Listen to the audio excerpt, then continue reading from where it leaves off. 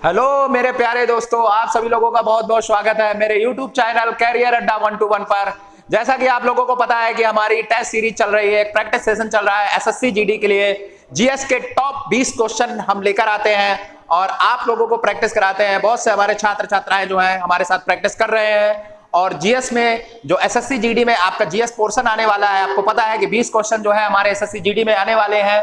और उन 20 क्वेश्चन में हमें कम से कम, मैं बात कर रहा हूं कम से कम 17 से 18 19 तक क्वेश्चन आपको करने हैं। और जिसने अच्छे से पढ़ लिया तो 20 क्वेश्चन भी आसानी से हो सकते हैं। ठीक है, तो हमारे साथ आप लोग रोज डेली ये 20 क्वेश्चन करिए, ठीक है। और अपना आंसर कमेंट में लिखिए कि हमारे कितने आंसर सही हुए हैं। और धीरे धीरे जब तक एग्जाम नहीं होता है तब तक आपकी जीएस जो है, यानी जीएस के जो 20 क्वेश्चन होते हैं उसमें कहीं ना कहीं बहुत ही ज्यादा इंप्रूवमेंट होगा और एग्जाम में आप बहुत अच्छा स्कोर कर आएंगे, ये मेरा आपसे प्रॉमिस है। चलिए आज के सेशन को हम लोग स्टार्ट करते हैं। हमारा प्रैक्टिस सेट नंबर 9 आ चुका है आपकी स्क्रीन के सामने। इससे पहले हमने प्रैक्टिस सेट 8 कर लिए। जिन बच्चों ने प्रैक्टिस सेट नहीं किए हैं या जो नए बच्चे जुड़ रहे हैं हमारे साथ, वो हमारी प्लेलिस्ट में जाए, वहां पर सारे प्रैक्टिस सेट पड़े हुए हैं और वहां से 1 बाय 1 करके आप लोग कर सकते हैं। तो चलिए आज हम लोग स्टार्ट करते हैं, ठीक है। भोले बाबा का नाम लेकर स्टार्ट करते हैं प्रैक्टिस सेट 9।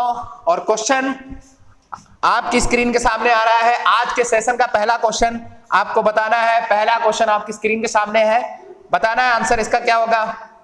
आप लोगों को मैं थोड़ा टाइम भी देता हूं करने के लिए। इसका आंसर क्या होगा बताइए। आज का पहला क्वेश्चन जो है आपकी स्क्रीन के सामने है, इसका आंसर आपको बताना है। क्या हो जाएगा आंसर की कौन सी इमारत सुमेलित नहीं है। इसमें इमारतें दी है और आपको सुमेलित करना है कि कौन कौन सी है और कौन कौन सी नहीं। क्वेश्चन में क्या पूछा गया है, इनमें से कौन सी इमारत सुमेलित नहीं है। सुमेलित नहीं, इस पे अंडरलाइन कर लेना है, सुमेलित नहीं है, ठीक है। ओके, तो पहला ऑप्शन पढ़ते हैं हम लोग, पहले ऑप्शन पर चलते हैं। और जितने भी भाई बहन हमारे दोस्त हैं वो सब हमारे चैनल को लाइक कर लेंगे, शेयर करेंगे और सब्सक्राइब भी कर लेंगे, ठीक है, ताकि हमारी आने वाले वीडियो, जितने भी हमारे आने वाले वीडियो हैं वो आपको टाइम से पहुंचते रहें और आपकी तैयारी बेहतर होती रहे, ठीक है। ओके, चलिए हम लोग चलते हैं। आज पहला ऑप्शन दिया है आमेर का किला। क्या आमेर का किला जयपुर में बना है? यस, बना है। आमेर का किला जयपुर में बना है। राजा मानसिंह के द्वारा यह किला बनाया गया था और जयपुर से कुछ दूरी पर जो है यह आमेर का किला बनाया गया है। इसका मतलब ये जो है हमारा सुमेलित है। दूसरा ऑप्शन वहीं पर दिया है चार मीनार। क्या चार मीनार आपको पता है मुंबई में बनाई गई है? चार मीनार आपको बताना, क्या चार मीनार मुंबई में बनाई गई है? तो नहीं बनाई गई है। चार मीनार कहां पर बनी है? तो चार मीनार बनी है आपकी हैदराबाद शहर में। कहां पर बनी है? हैदराबाद। हैदराबाद नवाबों का शहर बोला जाता है हैदराबाद, क्योंकि नवाबों का शहर जो है लखनऊ भी बोला जाता है और हैदराबाद भी नवाबों का शहर बोला जाता है। और कुतुब शाही, यानी कुतुब शाही जो है यहाँ पर वंश हुआ करता था। क्या नाम था इसका?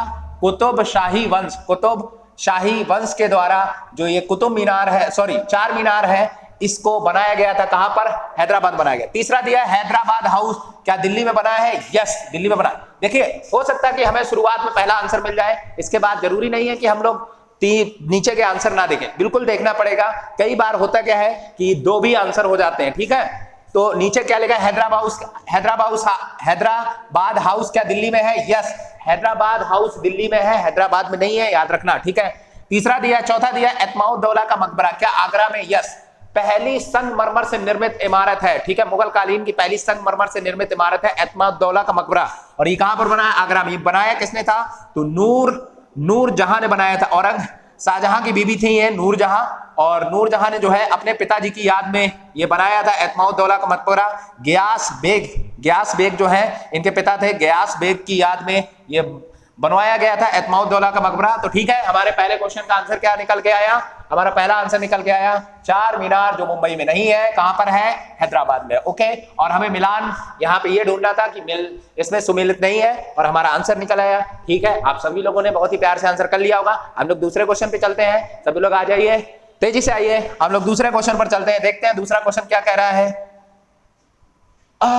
देखे जरा किसमें कितना है दम। चलिए आगे, दूसरा क्वेश्चन है भारत में पहली बार कारखाना अधिनियम कब आया? भारत में पहली बार कारखाना अधिनियम कब आया? तो हमारे भारत में एक गवर्नर हुआ करते, वायसराय हुए थे। इन वायसराय का नाम था, बहुत प्यारा नाम था, इनका नाम था लॉर्ड रिपन। क्या नाम था? लॉर्ड लॉर्ड रिपन नाम था, और लॉर्ड रिपन के समय ही भारत में पहला कारखाना अधिनियम आया था। आप समझ लीजिए इसमें लॉर्ड रिपन कहां पर आ जाएंगे। क्या लॉर्ड रिपन 1873 में आएंगे? नहीं आएंगे, 1873 में लॉर्ड रिपन नहीं आएंगे। क्या लॉर्ड रिपन 1867 में आएंगे? यहां भी नहीं आएंगे। यहां तो भैया कैनिंग थे। कौन थे? कैनिंग थे। यहां पे अगर हम 1873 की बात करते तो यहां पे भैया लिप्टन थे, ठीक है। वहीं पर 1877 की बात करते हैं तो यहां भी लिप्टन थे, और लिप्टन के बाद ही जो है कौन आते हैं? लॉर्ड रिपन आते हैं। तो 1881 में भारत के वायसराय उस समय हुआ करते थे लॉर्ड रिपन, और लॉर्ड रिपन के समय ही भारत में पहला कारखाना अधिनियम आया है। नोट कर लो, इंपॉर्टेंट है, वेरी वेरी इंपॉर्टेंट, ठीक है। इसमें लगा लो वेरी वेरी, छपेगा ये एग्जाम में, वेरी वेरी इंपॉर्टेंट, ऐसे क्वेश्चन बहुत छपते हैं, ठीक है, ओके।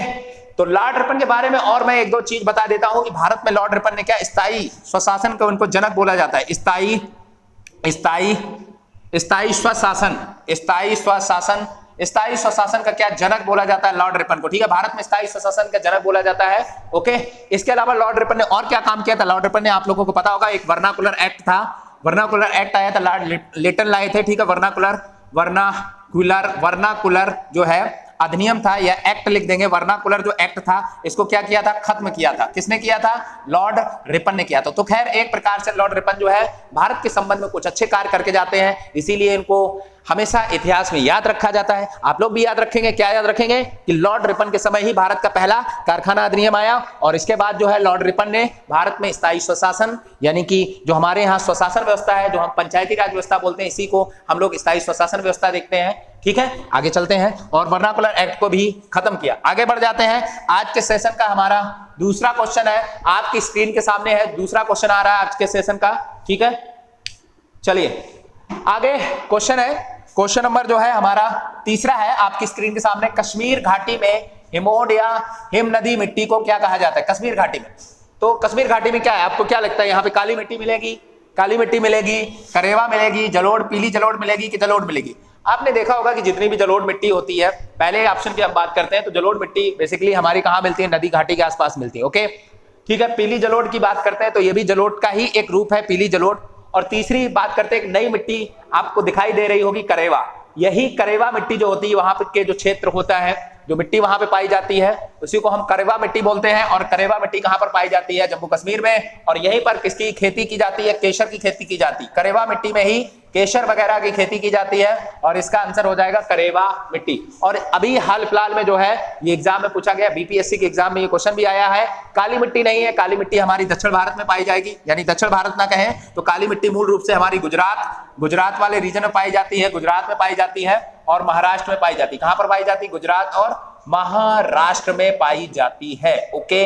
क्लियर हुआ भैया? क्लियर हो गया। इसके अलावा थोड़ी बहुत एमपी में भी पाई जाती है, छत्तीसगढ़ में भी पाई जाती है, ठीक है। अगर हम जलोढ़ मिट्टी की बात करते हैं तो जलोढ़ हमारे उत्तर भारत के मैदानी भाग में पाई जाती है। कहां पर पाई जाती है? मैदानी भागों में पाई जाती है। जलोढ़ मिट्टी जो है सबसे ज्यादा मैदानी भागों में पाई जाती है। पीली मिट्टी भी ज्यादातर जो है मैदानी भागों में ही मिलती है आपको। तो इसका आंसर क्या हो जाएगा? करेवा हो जाएगा, आंसर नंबर 3 हो जाएगा।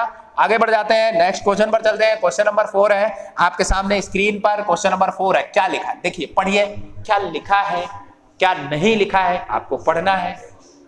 पढ़ते हैं। क्या लिखा है कि पहला ऑप्शन लिखा है, सॉरी, सत्य कथन का चयन करना। यहाँ पे किस कथन का चयन करना है? सत्य, यानी कि सही पहचानो, ठीक है।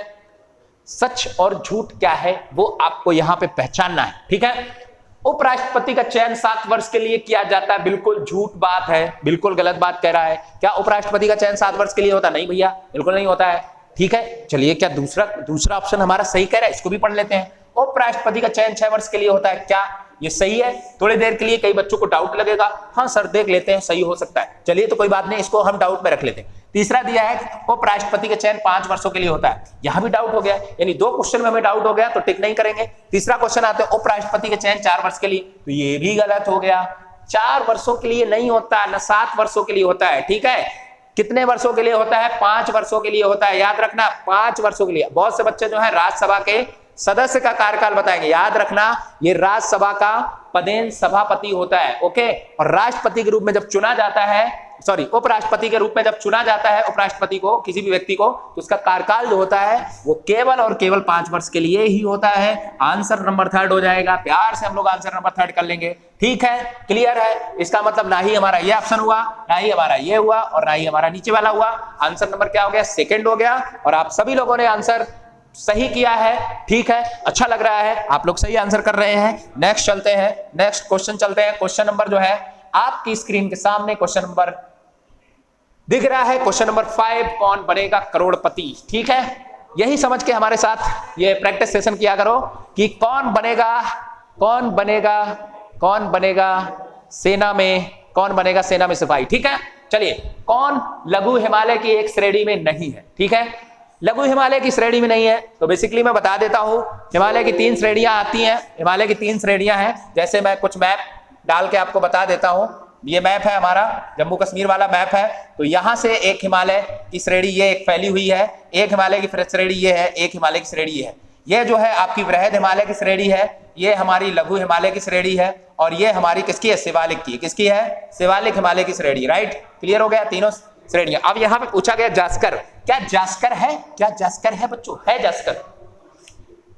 क्या जास्कर आपको लग रहा है? नहीं, जास्कर तो हमारी यहां कहीं दिख रही है, क्योंकि यहां पे हमें काराकोरम मिलती है, इसके बाद हमें लद्दाख मिलती है, यहाँ पे लद्दाख है और यहाँ पे जास्कर, तो जास्कर भैया नहीं हो पाई। ठीक है, गलत कर दिया हमने। क्या लघु हिमालय की एक श्रेणी नहीं है? तो आंसर हमारा पहले ही सही हो गया। क्या हो गया? पहले ही सही हो गया, क्योंकि ये जो है किस हिमालय का पार्ट है, ये जो है ट्रांस हिमालय का पार्ट है। किसका है? ट्रांस हिमालय का पार्ट। ओके, तो पहले ही ऑप्शन में हमें आंसर मिल चुका है। लेकिन क्या हम लोग अन्य ऑप्शन को छोड़ देंगे? नहीं छोड़ेंगे, बिल्कुल लेकर चलेंगे, क्योंकि हो सकता है आपके एग्जाम में कहीं से भी क्वेश्चन पूछा जा सकता है। ठीक है, नाग टिब्बा आपको दिख रहा है, नाग टिब्बा, नाग टिब्बा भैया आपकी यूके में है। यूके का मतलब आप लोग इंग्लैंड मत कर देना, ठीक है, यूके का मतलब होता है उत्तराखंड। नाग टिब्बा जो है लघु हिमालय में उत्तराखंड में श्रेणी है। पीर पंजाल की बात करते हैं तो पीर पंजाल कहां पर, पंजात लिखा है, यहाँ पे ला बना लेंगे, पीर पंजाल, यहाँ पे पंजाल लिख लेंगे, ला बना लेंगे। ठीक है, इसको कट कर देंगे। तो पीर पंजाल जो है सबसे लंबी श्रेणी है किसकी, लघु हिमालय की, और ये कहां पर है, कश्मीर में है। कहां पर है? जम्मू कश्मीर में है। ठीक है, इसके अलावा धौलाधर आपको दिख रहा है, धौलाधर, यहाँ पे धर है, ठीक है, धौलाधर। अब 2 श्रेणियां हैं, एक है धौलाधर, एक है धौलागिरी। देखिए, एक जो है धौलाधर, धौलाधर अगर हम बात करते तो लघु हिमालय में स्थित है, और ये कहां पर है, ये लघु हिमालय है, लघु में स्थित है, और इसके अलावा हिमाचल प्रदेश में। ठीक, क्लियर हो गया। लेकिन वहीं पर अगर धौलागिरी, कई बच्चों को बड़ा कंफ्यूजन हो जाता है भैया कि धौलाधर और धौलागिरी में बहुत अंतर आ रहा है, तो अब यहां पे समझ लेते हैं धौलागिरी कहां पर है। तो धौलागिरी जो है आपका, धौलागिरी आपका कहां पर है, तो ये है आपका नेपाल में। कहां पर है? नेपाल में। और किस हिमालय का पार्ट है? वृहद हिमालय का पार्ट है, यानी कि ग्रेट हिमालय। जो ऊपर वाला पार्ट आपको दिख रहा है वृहद, इसी को हम बोलते हैं ग्रेट हिमालय। ठीक है, या गुरु हिमालय बोलते हैं। ओके, या इसको क्या बोलते हैं? आंतरिक हिमालय, आंतरिक हिमालय भी बोलते हैं। राइट, क्लियर हो गया। क्वेश्चन नंबर 6 पर चलते हैं, देखते हैं किसमें कितना है दम। आगे चलते हैं, क्वेश्चन नंबर 6 है आपकी स्क्रीन के सामने। स्क्रीन के सामने क्या कह रहा है? इटली की पहली महिला प्रधानमंत्री के रूप में किसे चुना गया? भैया समझ लो, बहुत ही राजशाही ये देश रहा है। इस देश का अपने आप में एक गौरवपूर्ण इतिहास रहा है। यहाँ के राजा महाराजा, रोमन साम्राज्य, ढेर सारी बहुत सी चीजें रही हैं, और यहाँ पे एक महिला प्रधानमंत्री बन रही, पहली महिला प्रधानमंत्री बन रही, तो बहुत ही बड़ी बात है, यानी कि महिलाओं को समानता मिल रही। तो पहला ऑप्शन आप देख रहे होंगे कमला हैरिस है। क्या कमला हैरिस है? भैया कमला हैरिस कहां से है? ये तो हमारी वाइस प्रेसिडेंट है, हमारी नहीं, मतलब यूएसए की। यूएसए का मतलब है यहाँ पे, यूएसए की क्या है, ये वीपी है। वीपी का मतलब क्या है? Vice president. भैया देखो, इतना तो समझना पड़ेगा, वीपी वाइस प्रेसिडेंट मतलब उपराष्ट्रपति। तीसरी अगर हम बात करते हैं, दूसरे नंबर पे ऑप्शन लिखा है जॉर्जिया मेलोनी। क्या जॉर्जिया मेलोनी है? आपको डाउट लगेगा तो डाउट सेशन में छोड़ दिए। सना मरीन, क्या आपको सना मरीन? नहीं, सना मरीन है प्राइम मिनिस्टर ऑफ फिनलैंड। ये क्या है? सना मरीन है प्राइम मिनिस्टर, यानी कि ये पीएम है। और कहां की है? तो भैया दुनिया का जो सबसे खुशहाल देश है फिनलैंड। ठीक है, उस खुशहाल देश में सबसे जो वहां की प्राइम मिनिस्टर है वो क्या है? सना मरीन है। तो पीएम कहां की है? सना मरीन की। वहीं पर लिखा है जेसिंडा अर्डन, यहां पे अर्डन लिख लेंगे, जेसिंडा अर्डन है।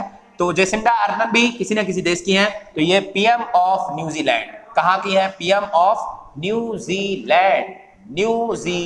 न्यूजीलैंड बहुत ही प्यारा सा देश है, छोटा देश है। ठीक है, ऑस्ट्रेलिया महाद्वीप का हिस्सा है, लेकिन बहुत ही प्यारा देश है, बहुत ही मस्त जगह है। आप लोग सेना में भर्ती हो जाइए, जाके कभी मौका मिले घूमना है तो न्यूजीलैंड जरूर जाइएगा।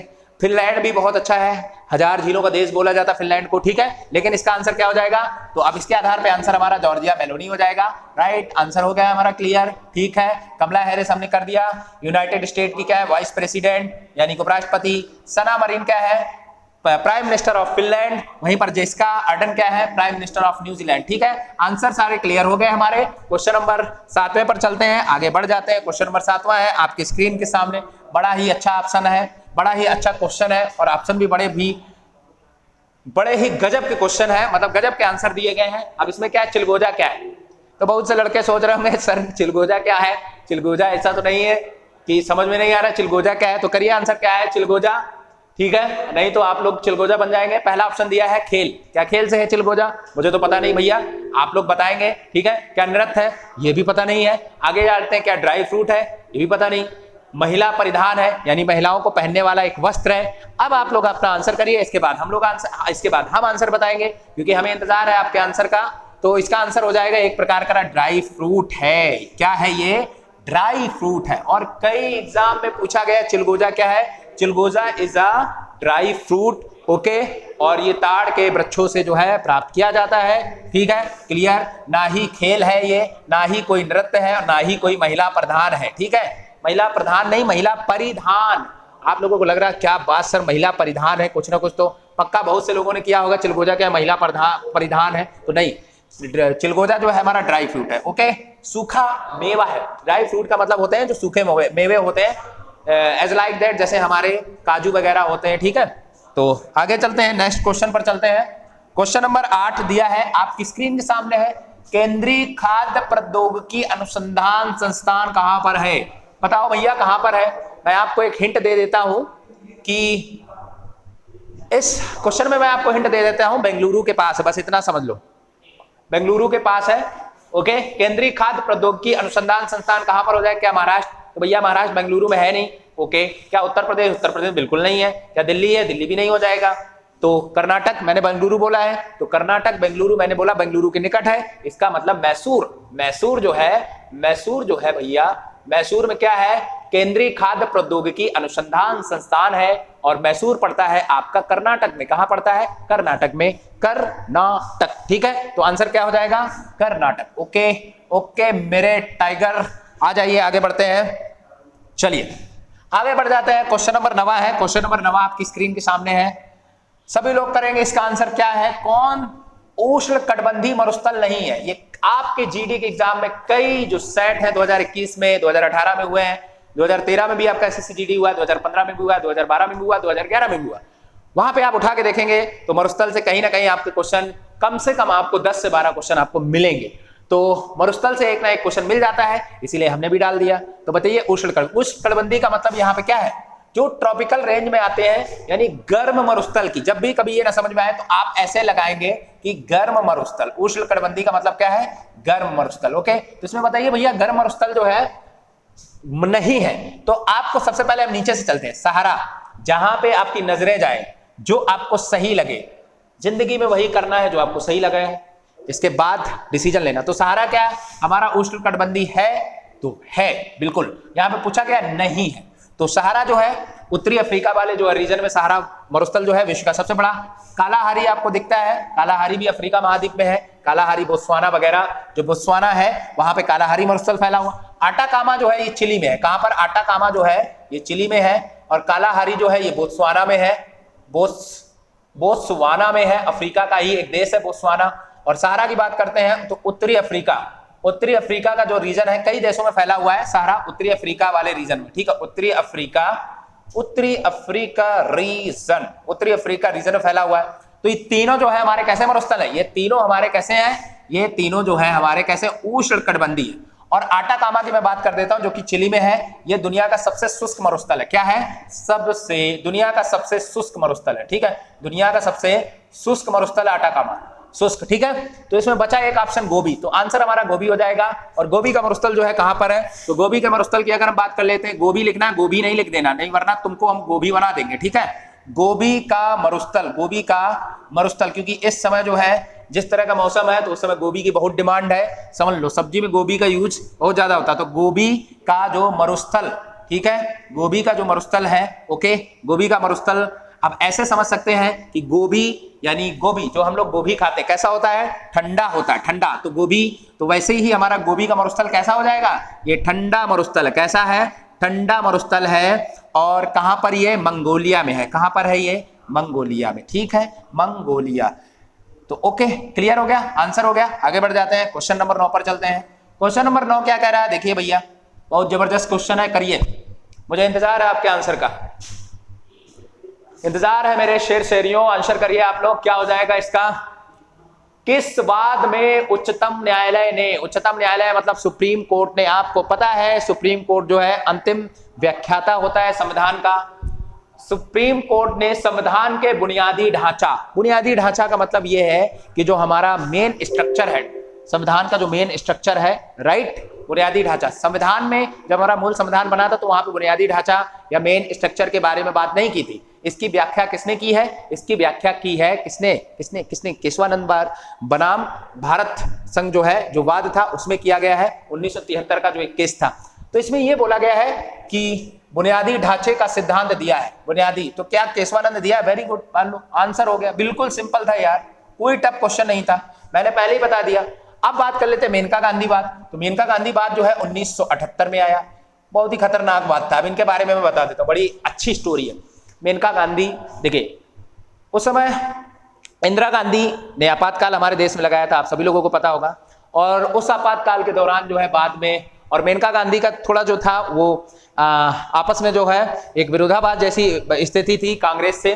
तो मेनका गांधी जो है विदेश जाना जा रही थी, लेकिन जो है भारत सरकार ने उनको मना किया, इस पर्पज से मना किया कि आप नहीं जा सकते विदाउट हमारी परमिशन। तो मेनका गांधी ने एक अपना तर्क रखा और उन्होंने कहा कि ये हमारी स्वतंत्रता का हनन है और ये हमारी लाइफ, यानी कि लाइफ टू फ्रीडम, यानी स्वतंत्रता का हनन है और जीवन की जो हमारी स्वतंत्रता होती है उसका भी हनन है। तो इसी के संबंध में जो है ये मेनका गांधी वाद है 1978 में, यानी विदेश जाने की यात्रा को इनको अनुमति नहीं दी जाती है, ओके। लेकिन इनका मेनका गांधी वाद जो है हमारे अनुच्छेद 21 में एक पॉइंट जोड़ के गया और हमें ये तय किया गया कि हम, अगर हमें खतरा महसूस होता है देश में या कोई भी ऐसी स्थिति होती है तो हम बाहर जा सकते हैं, राइट। और हमारा संविधान का जो अनुच्छेद 21 है ये सबसे बड़ा अनुच्छेद है, याद रखना, ठीक है, इसमें बहुत से पार्ट है, ठीक है। चलिए, इसके अलावा शंकरी प्रसाद वाद है, मामला ये 1951 में आया था। कब आया था, 1951 में आया था, और ये संशोधन की प्रक्रिया से संबंधित था, तो शॉर्ट में लिख लेंगे 1951 में आया था, संशोधन की प्रक्रिया से संबंधित।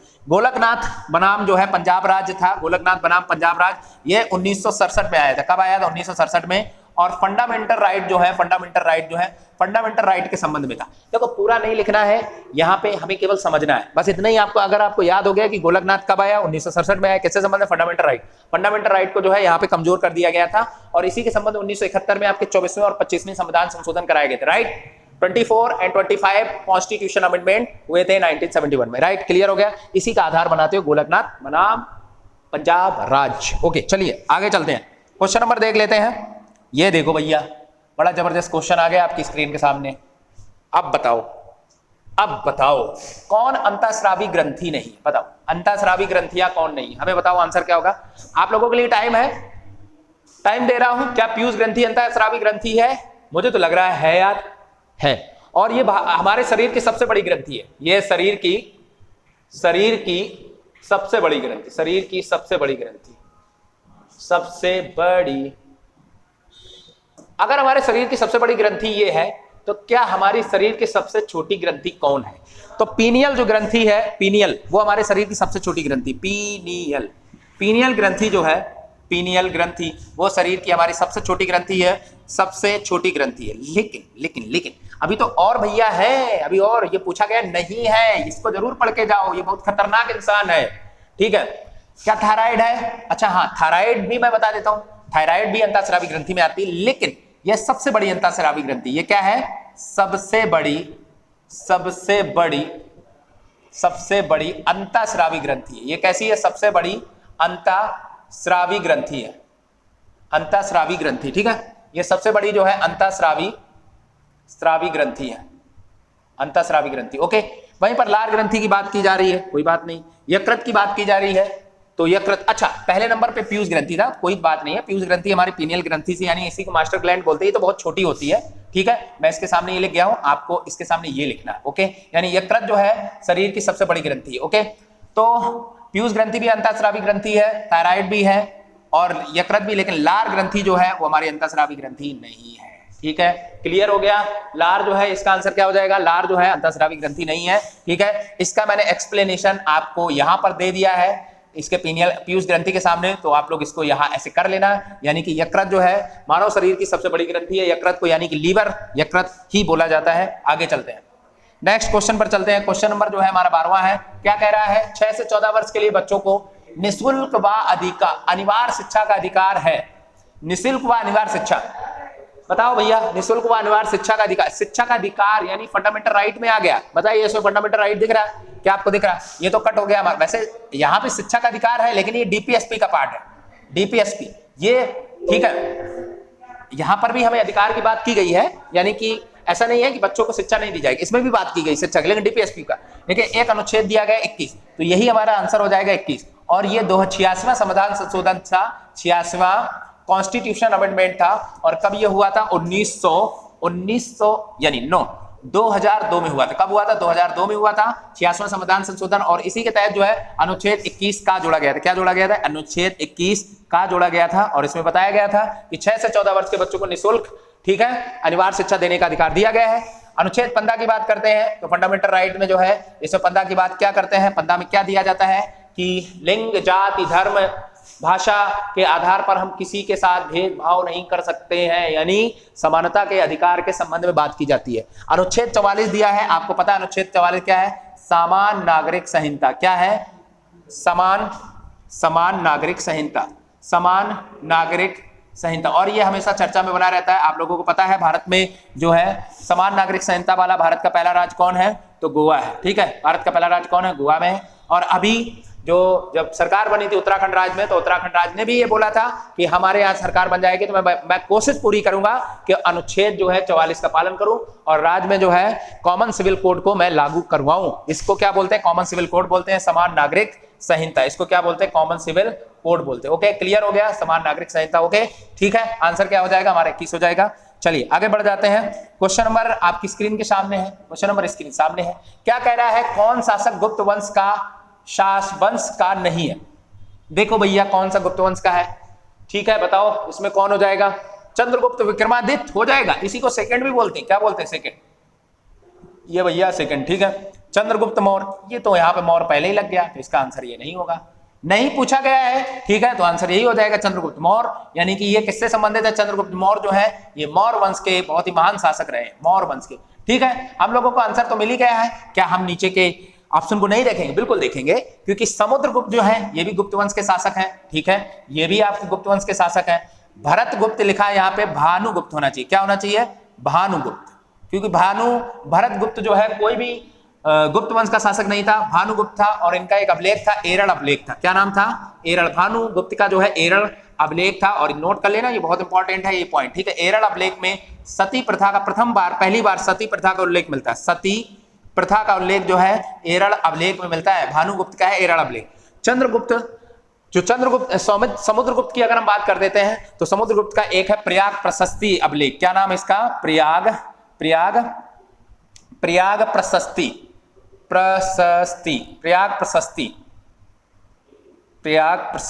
ठीक है, प्रयाग प्रशस्ति अभिलेख है। ठीक है, प्रयाग प्रशस्ति अभिलेख है और ये प्रयाग में बनाया गया था। ओके, और ये हरिसेठ के द्वारा बनाया गया था। हरिसेठ दरबारी कवि थे, हरिसेठ। ठीक है, हरिसेठ प्रयाग प्रशस्ति अभिलेख जो है हरिसेठ और समुद्रगुप्त मौर्य से। वही चंद्रगुप्त विक्रमादित्य की बात कर लेते हैं तो ये समुद्रगुप्त के पुत्र थे। ओके, क्लियर हो गया। तो यहाँ पे चंद्रगुप्त मौर्य जो है ये नहीं होगा, बाद बाकी जो है तीनों शासक, यानी कि ये वाला और ये वाला और ये वाला, ये जो है तीनों किससे हैं, ये मौर्य गुप्त वंश से है। केवल चंद्रगुप्त मौर्य जो है वो मौर्य वंश के शासक हैं। आंसर नंबर 2 राइट है। आगे बढ़ जाते हैं, क्वेश्चन नंबर 14 पे चलते हैं। क्वेश्चन नंबर 14 क्या कह रहा है, देखिए भैया, क्वेश्चन नंबर 14 क्या कह रहा है, देखो, करंट अफेयर से क्वेश्चन है। अप्रैल 2023 तक, अब यानी आने वाला है, भारत कितने % एथेनॉल का पेट्रोल में प्रयोग करेगा। देखो, हमारे एथेनॉल पॉलिसी आई, भारत में पहला एथेनॉल पॉलिसी लागू करने वाला राज्य है भारत में एथेनॉल पॉलिसी।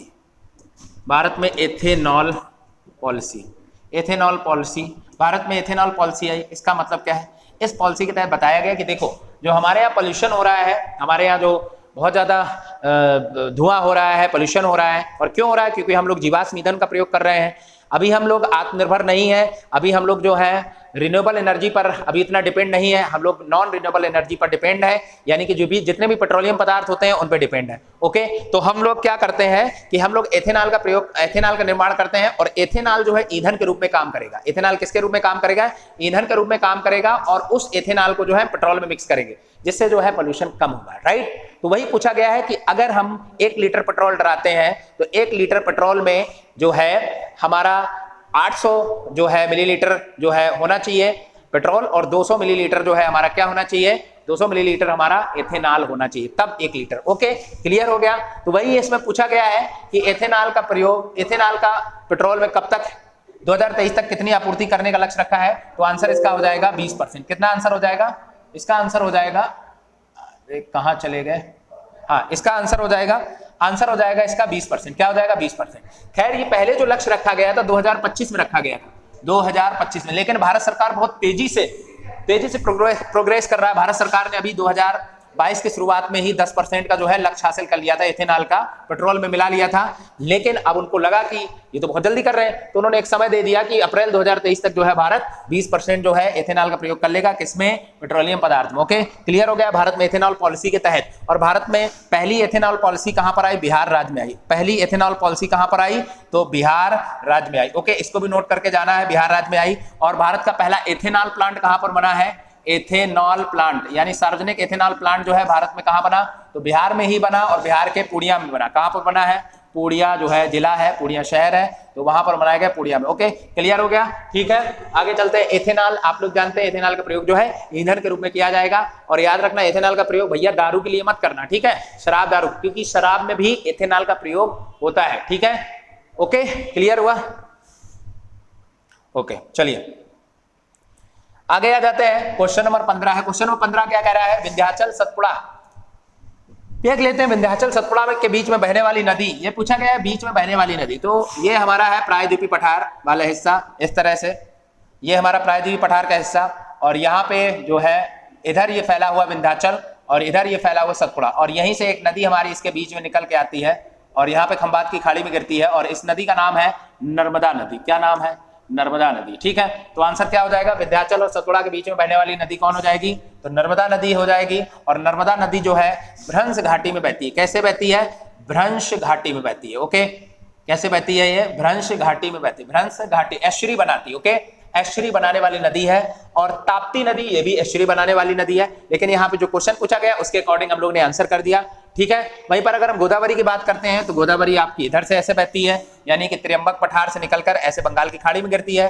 ताप्ती की बात करते हैं तो ताप्ती इसके नीचे से निकलती सतपुड़ा के। वहीं पर अगर हम कावेरी की बात करते हैं तो कावेरी ब्रह्मगिरी की पहाड़ियों से निकलती है, ठीक है? यानी कर्नाटक से निकलती है। तो सारे आंसर इसके क्लियर हो गए। अब हम लोग बढ़ जाते हैं, क्वेश्चन नंबर 16 पर चलते हैं। क्वेश्चन नंबर 16 क्या कह रहा है? क्वेश्चन नंबर 16 कह रहा है कि यूके यानी यूनाइटेड किंगडम में शामिल नहीं है। तो देखिए, यूनाइटेड किंगडम बेसिकली 4 देशों से मिलकर बना, एक देश नहीं इसमें। आप इसमें क्या है? स्कॉटलैंड भी है, इसमें आयरलैंड भी है, वेल्स भी है, ठीक है? और एक इंग्लैंड भी हो जाता है। ओके, तो 4 देश हैं। इसमें क्या क्या हो जाएगा? पहला ऑप्शन दिया उत्तरी आयरलैंड तथा वेल्स, ये शामिल है यूके में। यस, ये शामिल, हम इसको डन कर देते हैं। इंग्लैंड तथा आयरलैंड, फिर वही बात, मतलब आयरलैंड ऑलरेडी हो चुका है, इंग्लैंड भी अब नया आ गया, तो ये भी है। स्कॉटलैंड तथा वेल्स तो ऑलरेडी है, नया देश स्कॉटलैंड आ गया, ठीक है? इनमें से सभी, तो क्या सभी है? ये बिल्कुल सही है। 4 देश शामिल हो जाएंगे, 4 कंट्रीज में शामिल होंगे। 4 में जैसे पहले नंबर पे आपका इंग्लैंड हो जाएगा, फिर आपका वेल्स हो जाएगा, फिर क्या हो जाएगा? वेल्स, ठीक है? वेल्स हो जाएगा। वहीं पर अगर हम बात करते हैं आयरलैंड हो जाएगा, आयरलैंड मतलब उत्तरी आयरलैंड, ठीक है? आयरलैंड हो जाएगा, आयरलैंड, और एक हो जाएगा आपका स्कॉटलैंड हो जाएगा। इसी को मिला के हम लोग बोलते हैं, यूनाइटेड किंगडम। ओके, क्लियर हो गया? ठीक है, आंसर हो गया हमारा। इसका आंसर हो जाएगा इनमें से सभी। आंसर नंबर 4 इसका आंसर हो जाएगा, ठीक है? आगे बढ़ जाते हैं। क्वेश्चन नंबर 17 पर बढ़ जाते हैं। 17 क्या कह रहा है? कौन सा युग्म गलत है? देखिए, साइंस का क्वेश्चन है, बहुत ही आसानी से करेंगे। कौन सा युग्म गलत है? पार्सेक। क्या पार्सेक दूरी की इकाई है? यस, पार्सेक दूरी की इकाई है, और सबसे बड़ी जो दूरियां, खगोलीय दूरियां नापी जाती हैं, मापी जाती हैं, वो पार्सेक से मापी जाती है। Right, clear. खगोलीय दूरी क्या, बैरल तरल से है। जब भी हम पेट्रोल वगैरह मापते हैं, पेट्रोल हम लोग जब भी न्यूज़पेपर पढ़ते हैं या जब भी कोई खबर सुनते हैं तो बताते हैं कि इतना बैरल जो है पेट्रोल जो है भारत में आ रहा है, इतना डीजल आ रहा है, तो ठीक है। तो इस तरह से सारी चीजें, यानी कि एक मापक है, बैरल क्या है, एक मापक है, और कोई तरल को माप रहा है। तो इसका आंसर क्या, ये क्या हो जाएगा, ये भी सही है। लेकिन ये पूछा गया गलत कौन सा, प्रकाश वर्ष क्या समय का, तो प्रकाश वर्ष भी जो है वो दूरी का मापक है, समय का नहीं होगा। किसका हो जाएगा, दूरी का हो जाएगा। किसका हो जाएगा, दूरी का मापक हो जाएगा। इससे भी बहुत बड़ी बड़ी दूरियां मापी जाती हैं, इनमें से कोई नहीं। तो इसमें आंसर हमारा यही हो जाएगा, ये हमारा गलत है। तो इसका आंसर सही क्या हो जाएगा, दूरी हो जाएगा। ओके, क्लियर है। नेक्स्ट क्वेश्चन पर बढ़ जाते हैं। क्वेश्चन नंबर जो है 18 है आपकी स्क्रीन के सामने। क्या कह रहा है 18, चलिए। राजकोषीय नीति, राजकोषीय नीति, राजकोषीय नीति जो कि एक आर्थिक सिद्धांत तक किस अर्थशास्त्री ने, देखो अब राजकोषीय नीति जो होती है बेसिकली जब भी कभी किसी देश में मंदी की जैसी स्थिति आ जाती है या कभी भी इकोनॉमिक क्राइसिस हो जाते हैं, तो आप लोगों को पता होगा विश्व मंदी आई थी। क्या आई थी 1929 में, 1929 में एक विश्व मंदी आई थी पूरे विश्व में, ठीक है, विश्व मंदी, इसको विश्व मंदी बोलते हैं। तो उसी समय एक जो है बड़े अर्थशास्त्री थे, इनका नाम था जॉन मेनार्ड कीन्स। क्या नाम था, जॉन मेनार्ड कीन्स। और इन्हीं ने जो है राजकोषीय जो है नीति राजकोषीय जो है नीति का प्रतिपादन किया था, जॉन मेनार्ड कीन्स ने, ठीक है। तो इसका आंसर क्या हो जाएगा, जॉन मेनार्ड कीन्स हो जाएगा आंसर। Okay, clear. 1929 की मंदी से अगर किसी देश ने उबारा, मतलब 1929 की मंदी को अगर देशों से किसी व्यक्ति ने उबारा था तो वही ये महान व्यक्ति हैं, जॉन मेनार्ड कीन्स हैं। और ठीक है, क्लियर हो गया। इसके अलावा हम एडम स्मिथ की बात करते हैं, तो एडम स्मिथ जो है इनको अर्थशास्त्र का पिता भी बोलते हैं। क्या बोलते हैं, एडम स्मिथ, यहाँ पे था बनाना है। इनको अर्थशास्त्र का क्या बोलते हैं, अर्थशास्त्र का पिता बोलते हैं, अर्थशास्त्र का पिता बोलते हैं, राइट। और इन्होंने ओपन मार्केट यानी खुली अर्थव्यवस्था की बात की है, ओपन इकोनॉमी की बात की है। किसकी बात की है, ओपन इकोनॉमी की बात की है, खुली अर्थव्यवस्था की बात की है। मिल्टन फ्रीडमैन ये भी एक अर्थशास्त्री है, कार्ल मार्क्स ये भी एक अर्थशास्त्री है। कार्ल मार्क्स ने जो है समाजवाद के संबंध में जो है अपने विचार दिए थे, जिसे हम मार्क्सिस्ट बोलते हैं, जिसे हम क्या मार्क्सिज्म बोलते हैं, राइट। तो ओके, क्लियर है। इसका आंसर क्या हो जाएगा, जॉन मेनार्ड कीन्स हो जाएगा। ठीक है, आगे बढ़ जाते हैं। Question number 19। क्वेश्चन नंबर 19 देख लीजिए क्या कह रहा है। थेयम यहाँ पे लिख लेना, थेयम किस राज्य का लोकप्रिय नृत्य है। पहली बात तो एक ऐसा शब्द दिख रहा है जो दक्षिण भारत से रिलेट हो रहा है, आपको लग भी रहा होगा थेयम।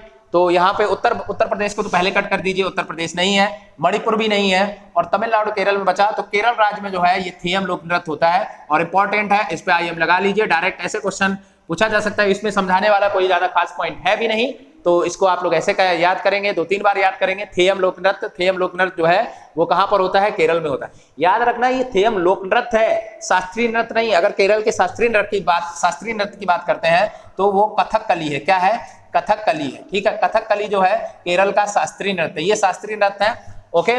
लेकिन ये जो है केरल का थेयम जो है ये लोक नृत्य है। आगे बढ़ जाते हैं। क्वेश्चन नंबर, आज का अंतिम क्वेश्चन हमारी स्क्रीन के सामने है और देखते हैं क्या कह रहा है कि किस देश के द्वारा चांद पर नया भूवैज्ञानिक मानचित्र। भैया जितना दुनिया में आज के समय उल्टा सीधा काम कर रहा है कोई देश, तो आप लोगों को पता ही होगा कौन सा कर रहा है, ठीक है। जो मन आया वो खा लिया, जो मन आया वो बीमारी फैला दी, जो मन आया वो कर दिया। अब आप लोग समझ सकते हो कौन है जिसने भूवैज्ञानिक मानचित्र यानी चांद का भूवैज्ञानिक भैया इसने सूरज बना दिया, ठीक है, आर्टिफिशियल सूरज बना दिया, इसने कृत्रिम सूरज का निर्माण कर दिया। ये ऐसा देश है, कृत्रिम सूरज का निर्माण कर दिया, कृत्रिम सूरज। अब बताइए क्या हो जाएगा आंसर इसका, तो इसका आंसर हो जाएगा चीन हो जाएगा, ठीक है। सीधा आंसर इसका हो जाएगा चीन आंसर हो जाएगा, और चीन ने ही कृत्रिम सूरज का निर्माण किया। वहीं पर अगर रशिया की बात कर ले तो भैया ये भी बहुत खतरनाक है। रशिया ने क्या किया है, अंतरिक्ष में जाके फिल्म बना दी जाके, कहां पर, अंतरिक्ष में जाके फिल्म बना दी जाके, ठीक है। भारत हमारा सीधा साधा है, भारत अपने जो है आराम से काम करता है,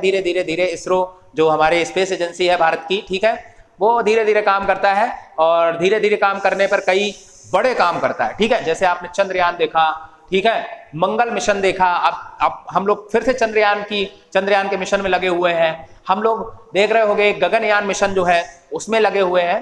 तो हम लोग जो है जब हम लोग रिजल्ट पे विश्वास करते हैं, रिजल्ट देते हैं एक साथ, ठीक है। लेकिन चाइना जो है बड़े खतरनाक काम करता है, ठीक है, रिस्क लेता है, रिस्क, और रिस्क लेने वाला व्यक्ति जो होता है वो आगे निकलता है, ठीक है। ओके, तो आप लोग भी रिस्क लीजिए पढ़ाई के संबंध में, ठीक है। अगर आपको थोड़े हाथ पैर दर्द हो रहे हैं, आप लोग बोलते हो कि अरे मेरा सर दर्द हो रहा है आज मैं नहीं पढ़ूंगा, नहीं, बिल्कुल नहीं है, ठीक है। हाँ, नहीं पढ़ना, थोड़ा आराम कर लो, लेकिन ऐसा नहीं है कि आपका दिन भर हाथ पैर दर्द होगा, सिर दर्द होगा, नहीं। आपको टारगेट करना है एग्जाम को कि मुझे एक बहुत बढ़िया मौका मिला, और समझ लो ईश्वर सबको एक दो बार ही मौका देते हैं। अगर आपको मौका मिला है, आप हाइट अच्छी है, आप बॉडी पर्सनालिटी बहुत अच्छी है, तो बस आपको मेहनत करनी है केवल और केवल एग्जाम के लिए। एग्जाम आप क्रैक कर लेंगे, इसके बाद आप अपना फिजिकल आराम से कर लेंगे और सीधा आप जो है ज्वाइन हो जाएंगे। जो भी फॉर्मेलिटी होती है उसके बाद आप जो है ज्वाइन हो जाएंगे। बट हमारा ये सेशन मत छोड़िएगा जीएस का, जब तक मैं जीएस का सेशन करा रहा हूं आप लोग इसको कंटिन्यू देखिएगा, बहुत ही हेल्पफुल रहेगा, बहुत ही अच्छे क्वेश्चन आपको मिलेंगे हमारे इस सेशन में। और हम फिर कल मिलते हैं आपको नए सेशन के साथ, यानी प्रैक्टिस सेट 10 के साथ मिलते हैं। ओके, तब तक के लिए आप लोग घर पे रहिए, सुरक्षित रहिए, स्वस्थ रहिए, मस्त रहिए, पढ़ते रहिए। जय हिंद।